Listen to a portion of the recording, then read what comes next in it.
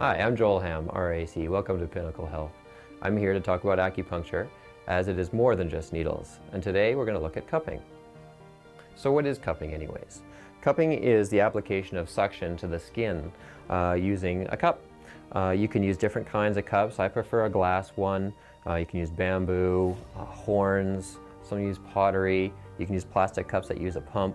I prefer to use a flame to consume the oxygen. It warms up the cup nicely for you so it's not cold on your skin, and the glass has a nice smooth surface that usually doesn't degrade like a plastic cup would, or bamboo is a bit rough.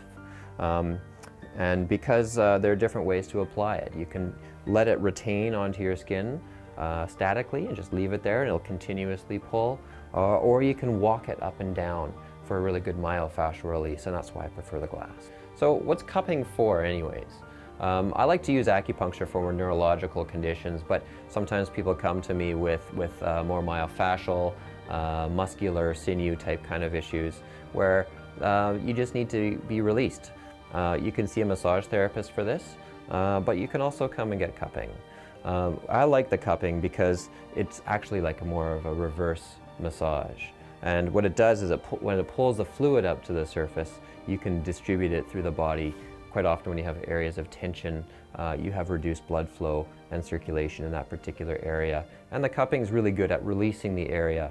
The other thing I like it for is the walking technique. If you've ever had myofascial release techniques from massage therapists, they spend a lot of time rolling the muscles.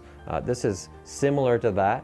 It'll pull up the skin inside the cup, and as you move it up and down, it will release a lot of fascial tissue, and it's really good for improving your athletic performance, your flexibility, reducing chronic painful conditions, and maybe you have an old injury there with a lot of clotted blood, and that'll help to bring new blood into the area and speed up the healing process.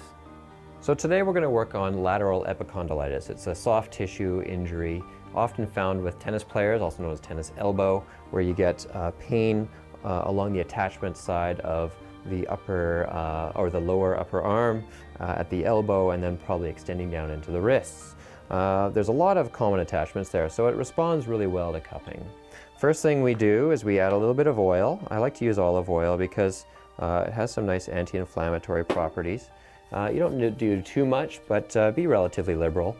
And then once you put that on there, you can apply the cups with better suction.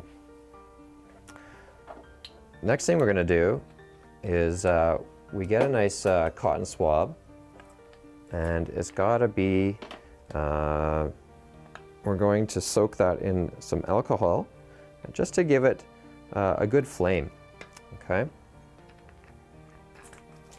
And once that flame is going, then it'll consume the oxygen really quickly in the cup, twinkling method.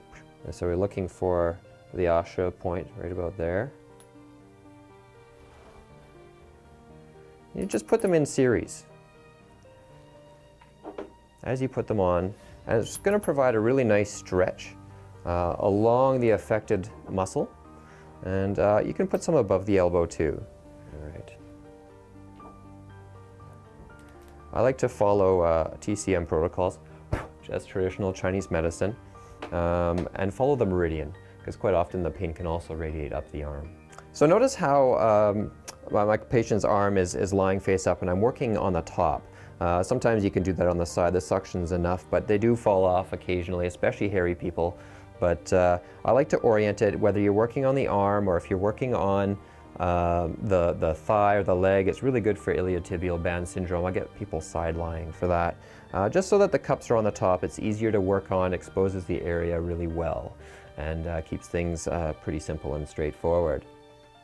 When you're manipulating it, I'm going to leave them here for a while, and what I like to see is the different colors that come up in the area. Quite often if you have any stagnancy in there of blood, then the blood and fluid that comes to the surface will appear dark. Or if you've had a lack of circulation in an area, it'll come up looking paler than you'd like it to.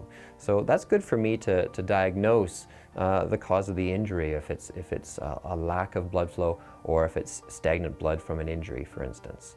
And that gives me a good indication as to how it's going to heal and when. When we're manipulating it after a little while, I might remove a cup or two, and then you can see as I remove them, you can walk them up and down the arm here, and that just finishes off the treatment nicely, and you can see the redness that comes up as you move it across. That's partially what the olive oil was for too, to help lubricate and make it not too painful for the client. If they're finding it's too painful, I can easily let a little bit of air out, and then we can move it back and forth with a little more ease and a little less discomfort for the patient. But this is a nice way, as I said earlier, it'll release the fascial tissue that's bound up there from chronic tension or from injury. You get adhesive tissue there. Scar tissue, for instance, is very dysfunctional, and that breaks it up and then causes better function of in this case, the arm later on. And then they'll be back playing tennis in a short period of time. So as you can see here, is that showing up? Yeah. There's really good redness that happened actually in the upper arm. So I might actually do this again, and we'll actually go all the way up into the shoulder. You can get elbow injuries that come down from shoulder tension.